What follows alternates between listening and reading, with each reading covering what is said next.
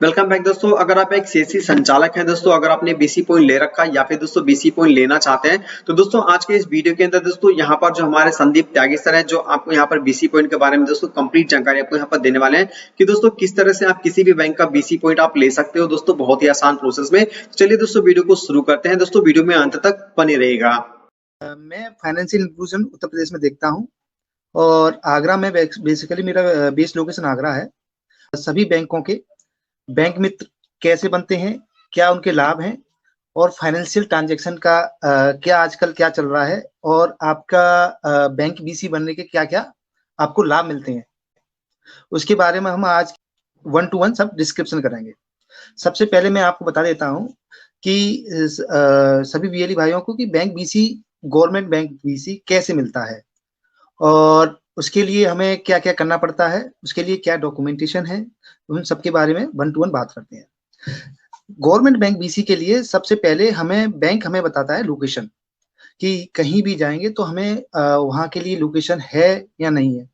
जैसे कि बीएलई हमें डायरेक्टली अप्रोच करते हैं कि सर हम मुझे बीसी बना दीजिए, मुझे बीसी बना दीजिए। उसके लिए बैंक हमें लोकेशन देता है कि आपको फलानी जगह पर फलानी लोकेशन पर एक हमको बैंक मित्र बनाना है। उसके लिए हम वहाँ के बीएलई को अप्रोच करते हैं। उस बीएलई के हमें डॉक्यूमेंटेशन लेने पड़ते हैं। डॉक्यूमेंटेशन में हम बात करते हैं कि उसका लेटेस्ट पुलिस वेरिफिकेशन होना चाहिए, आईआईबीएफ पास होना चाहिए, आधार कार्ड होना चाहिए वहीं का प्रॉपरली, पैन कार्ड होना चाहिए, रेंट एग्रीमेंट होना चाहिए, जहाँ पर उसका चला रहा है उसका शॉप पे उसका रेंट एग्रीमेंट होना भी अनिवार्य है। कहीं क्या पता चला कि कुछ दिन बाद उसने शॉप बंद करके कहीं दूसरा चला गया, इसलिए हम बेसिकली रेंट एग्रीमेंट लेते हैं। और सिविल भी अच्छा होना चाहिए, गुड होना चाहिए, क्योंकि नेगेटिव सिविल पे भी हम किसी को बीसी नहीं बनाएंगे। बैंक भी नहीं चाहता है कि कोई बंदा हमारे सिस्टम में नेगेटिव सिविल का है। इसलिए तो ये है बैंक बीसी के लिए कि क्या डॉक्यूमेंटेशन है और हमें कैसे अप्रोच करते हैं। जैसे कि अभी हम बता रहे हैं कि कुछ बीएलई भाई अगर बैंक बीसी लेना चाहते हैं, उसके लिए उनको सबसे पहले अपने नजदीकी ब्रांच में एक बार बात कर लें कि वहां पे कोई लोकेशन खाली है, तो वो जाके अप्रोच कर सकते हैं। दूसरा, इसके फायदे क्या है। फायदों के लिए हम बात करते हैं तो इसके बहुत सारे फायदे हैं। इसका बेसिकली पर्पस ये रहता है हमारा कि जो भी अनबैंक्ड एरिया है वहां तक अपने बैंकिंग सर्विस को पहुंचाना, और उन कस्टमर का जो बैंक में नहीं आ सकते हैं, जो कस्टमर बैंक में नहीं आ सकता है या जो कस्टमर आपके वहां से मूव नहीं कर सकते हैं, तो उनको घर तक वो सर्विस देना, ये हमारा बेसिकली इस फाइनेंशियल इंक्लूजन का मतलब होता है कि अनबैंक्ड एरिया तक बैंक पहुंचाना, जहां तक बैंक कस्टमर को तक रीच नहीं कर पा रहा है, उस लास्ट लेवल तक बैंक को पहुंचाना, ये हमारा बेसिकली पर्पस रहता है। जिसके लिए हम क्या होता है ना, बैंक 5 किलोमीटर में बीसी बना देता है, कोई 7 किलोमीटर में, 10 किलोमीटर में, 15 किलोमीटर में बीसी बना सकता है। जैसे कोई कुछ बीएलई पूछते हैं कि सर इसका वो क्या है, लास्ट कितने किलोमीटर तक बना सकता है। वो बैंक क्राइटेरिया पर डिपेंड करता है कि कहीं उसको कंफर्टेबल है कि 10 किलोमीटर भी बना दे, कंफर्टेबल 15 किलोमीटर भी बना दे, भाई 15 किलोमीटर से एबव बना सकता है। वो ब्रांच मैनेजर पर ऊपर डिपेंड करता है। उसमें सीएससी हमारा कोई रूल नहीं होता है कि हमें इतनी लोकेशन पर बनवाना ही है। कि हमारा कोई बीएलई 20 किलोमीटर दूरी पर है तो उसको हम बीसी बना दें, क्योंकि अगर हम उसको बीसी बना देंगे तो उसको कैश लाने ले जाने में दिक्कत है, कहीं बाहरी अनवांटेड एक्टिविटीज हो जाए कुछ, इसके लिए हम इतनी दूरी का भी नहीं बनाते। तो उसके लिए हम बीएलई को अब बोलते हैं कि अपने नजदीकी ब्रांच में कम से कम 15 किलोमीटर, मैक्सिमम 15 किलोमीटर तक हम उसको बीसी बनाते हैं। अगर कुछ ब्रांचेस हमें चाहती हैं कि हमारा एरिया बहुत अच्छा है और वहां पर अनबैंक्ड एरिया है और हमें 20 किलोमीटर में बीसी बनाना है, तो उस केसेस में हम उसको भी फॉलो कर लेते हैं।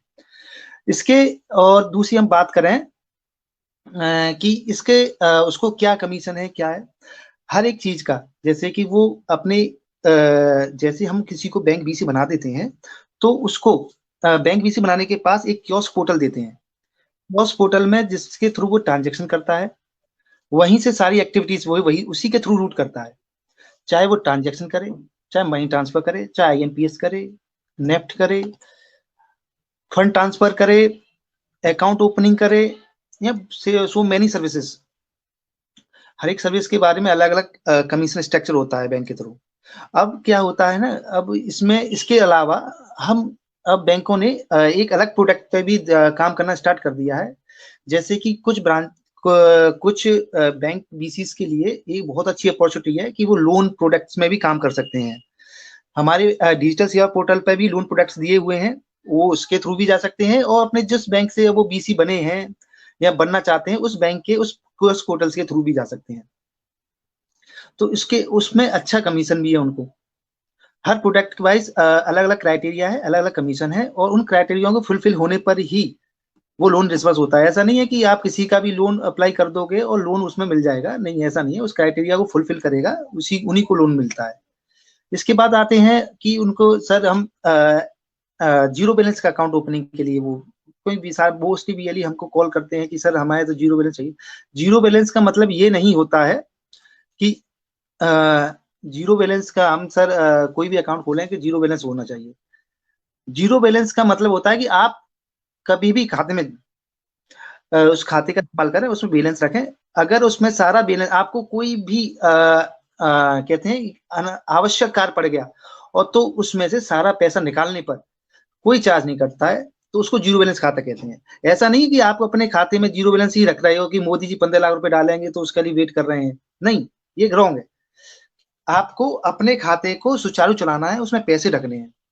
जीरो बैलेंस का मतलब ये होता है कि आप उसमें कोई भी आवश्यक कार्य पड़ा जिसके कारण आपको सारा पैसा निकालना पड़ा, तो वो सारा पैसा आप निकाल सकते हैं और जो नॉर्मल सेविंग खाते हैं तो उनमें भी निकाल सकते हैं, तो उसका कोई चार्ज नहीं करता है। तो उस केसेस में आपको इस जीरो बैलेंस खाता होता है।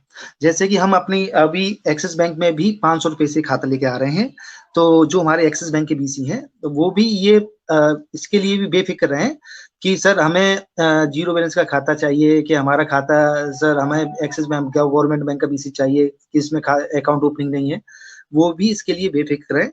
उसमें भी हम जल्द ही एक्सिस बैंक में 500 रुपीज से मिनिमम 500 रुपीज से खाता खोलना स्टार्ट कर देंगे। ठीक है, तो वो भी एज गवर्नमेंट बैंक की तरह ही है कि उसमें भी कैश डिपॉजिट है, विड्रॉल है, बैलेंस क्वारी है, मनी स्टेटमेंट है, सब कुछ सर्विस दे रहे हैं। और उसका भी जो भी प्रक्रिया है वो भी हमने आपके साथ शेयर की हुई है सभी बीएलई भाइयों के साथ, व्हाट्सएप के थ्रू, मेल के थ्रू या ब्रॉडकास्ट के थ्रू, सबके साथ हमने शेयर की हुई है। अगर फिर भी किसी बीएलई भाई को कोई समस्या है तो अपने डिस्ट्रिक्ट मैनेजर के जाकर बात कर लें और मेल मैसेज भी कर सकते हैं। मेरी भी मेल आईडी लिख लीजिए, अगर कभी आवश्यकता पड़े तो मुझे भी मेल कर सकते हैं, sandeep.tyagi@csc.gov.in, इस पे भी मेल कर सकते हैं। दूसरा हम अब बात करते हैं कि गवर्नमेंट बैंक में जैसे बीसी बनने के बाद उनको क्या क्या फॉलो करना चाहिए। मैं सभी बीएलई भाइयों से रिक्वेस्ट है कि कभी भी मैनुअल रिसिप्ट का इस्तेमाल ना करें। अगर कोई भी बीएलई भाई मैनुअल रिसिप्ट का इस्तेमाल करते हैं तो ये बहुत ही उसके लिए दुर्भाग्यपूर्ण है हमारे लिए भी कि हम भी वेरिफिकेशन अब सब जगह हो रहा है, हमारे डिस्ट्रिक्ट मैनेजर भी हर सेंटर को वेरीफाई कर रहे हैं। अगर ऐसा पाया जाता है तो वो उसके लिए स्वयं जिम्मेदार रहेंगे अगर उनके ऊपर कोई भी कार्रवाई होती है तो। ठीक है, दूसरा अभी भी कियोस्क को ओपन करते समय बहुत सारी सावधानियों का इस्तेमाल करें, क्योंकि अभी हमने कुछ जगह देखा गया है कि जैसे कि मथुरा साइड में कि जब भी कोई कस्टमर ट्रांजेक्शन करने आता है तो उसका आधार कार्ड प्रॉपरली चेक कर लें कि पता चलता है कि वो आधार कार्ड उन्हीं का है या किसी और का है। और फिंगरप्रिंट भी एक बार ऐसे चेक कर लें कि कहीं वो कुछ चुपका के तो नहीं लाया है, क्योंकि ऐसा केस मथुरा में पकड़ा गया है जिसके लिए वो बीएलई को ही पकड़ा जाता है सबसे पहले, क्योंकि ट्रांजेक्शन उन्हीं के पास ही मिलते हैं। तो क्या होता है कि उस केस में क्या करते हैं कि ये फिंगरप्रिंट किसी कस्टमर की चिपका के मतलब कहीं से भी कॉपी करते हैं वो कोई भी, और वो ट्रांजेक्शन कर जाते हैं। तो जब वो कस्टमर कोई और होता है, ट्रांजेक्शन किसी और ने किया है और निकाला हमारे बीएलई के सेंटर से है, तो उस केस में वो बीएलई को सबसे पहले पकड़ते हैं कि आपने क्या चेक किया। तो आप कस्टमर की प्रॉपरली ड्यू डिलीजेंस करके ही पैसा निकालें, क्योंकि इसमें क्या है ना, आप भी सेफ रहेंगे और कस्टमर भी जिसके पैसे निकले हैं, और आपसे वो भी सेफ रहेंगे कि आपका और रिकॉर्ड भी होना अनिवार्य है। आप जो भी काम कार्य कर रहे हैं उसका एक ट्रांजेक्शन प्रॉपर रजिस्टर होना चाहिए और उसके प्रॉपर सिग्नेचर होने चाहिए और उसको स्लिप जनरेटेड रिसिप्ट भी देनी है, सिस्टम जनरेटेड रिसिप्ट भी देना अनिवार्य है। अगर ऐसा नहीं करेंगे तो आपके लिए भी ये ज्यादा दिनों तक आप सर्वाइव नहीं कर पाएंगे। ठीक है, दूसरा हमने देखा गया है विजिट के समय हमें भी कुछ सेंटर्स में मिला है कि ये कोई भी प्रकार की गलतियां ना करें, क्योंकि जैसे कि कुछ लोग मैनुअल स्लिप दे देते हैं, तो वो मैनुअल स्लिप भी नहीं देनी है। हाँ, तीसरी चीज हमें इस पे भी ध्यान रखना है कि कभी भी कोई ट्रांजेक्शन करें तो 100 के मल्टीपल्स में निकालें। कभी कोई भी ट्रांजेक्शन आप 1010 या 500 5050 रुपीज ना निकालें। ये आप सिस्टम के साथ फ्रॉड या अथवा आप कस्टमर के साथ भी फ्रॉड के क्राइटेरिया में आ सकते हैं। कभी कस्टमर ये नहीं कहता कि आपके साथ कि मेरे 1072 रुपये निकाल दो, कि 1015 रुपये निकाल दो, कि 1005 रुपये।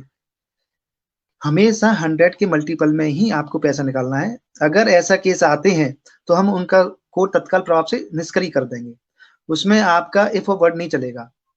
ठीक है, इसी के साथ अगर आपके कोई भी समस्या आती है तो आप मुझे मेल कर सकते हैं, मैसेज कर सकते हैं, या कुछ भी कर सकते हैं आपके। ठीक है, धन्यवाद। आई होप दोस्तों कि आज का ये वीडियो आपके लिए काफी यूजफुल रहा होगा दोस्तों, क्योंकि आज दोस्तों हमारे यहाँ पर सीएससी टीम की जो संदीप त्यागी सर है, जिन्होंने आपको बहुत अच्छी इंफॉर्मेशन दी है। तो दोस्तों ठीक इसी तरह से यूजफुल वीडियो को देखने के लिए दोस्तों मेरे पेज को लाइक, सब्सक्राइब और शेयर जरूर करते रहिए दोस्तों। मिलते हैं अपने अगले नए वीडियो में, तब तक के लिए जय हिंद, जय भारत।